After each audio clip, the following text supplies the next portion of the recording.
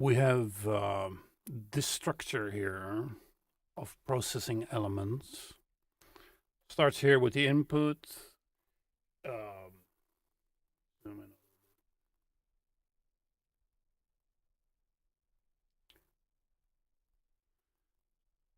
Gating effects, CD compensation, which is off.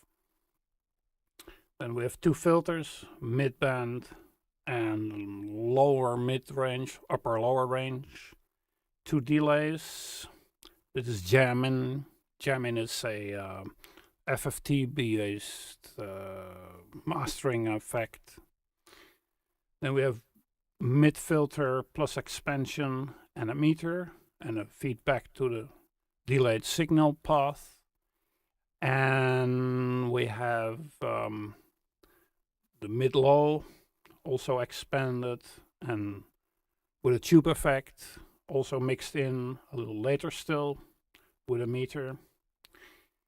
And then the output and the recording and the output of the system. Now, what does the mastering effect do? Essentially, if we look at the graph here,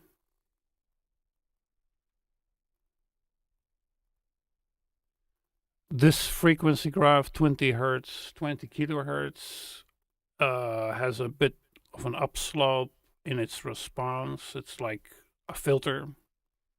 It isn't exactly, it's an FFT filter, which bends, as it were, and which has a infinite averaging effect built in. Or at least it's a strong averaging effect. There's a little expansion of the stereo width for the lower frequencies, not anything much for 1 to 2 kilohertz, and a little stereo smalling, making it less wide for the higher frequencies. And the responses of the two bands that we're interested in, which we can see here,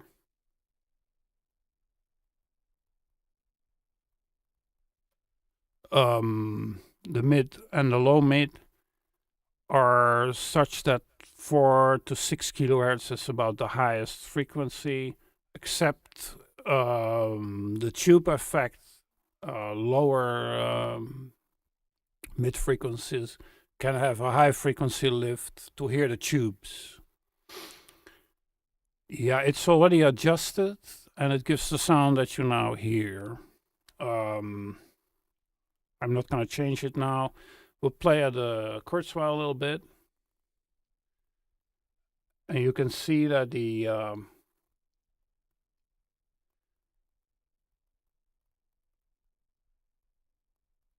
bands here, the mid and the low, respond. And that's a complicated dynamic. There's a bit of compression before this effect. Here is a multi-compression. There's a limiting of the FFT output effect. And then in these signal processing racks, there's a lot of effects. Filters, dynamic effects, some limiting.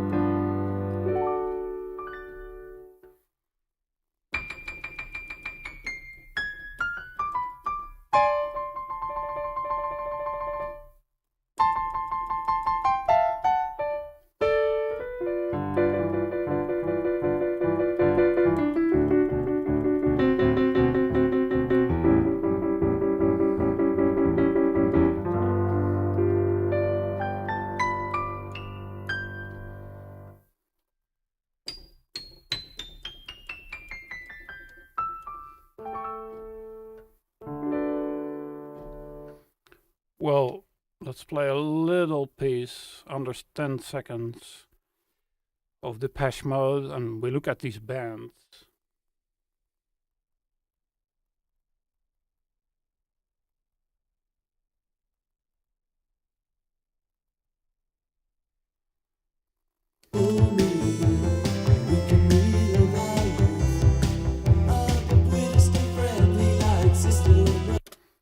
These bands are now mixed in very high, but they still work. You should try it for yourself. That normally is never the case.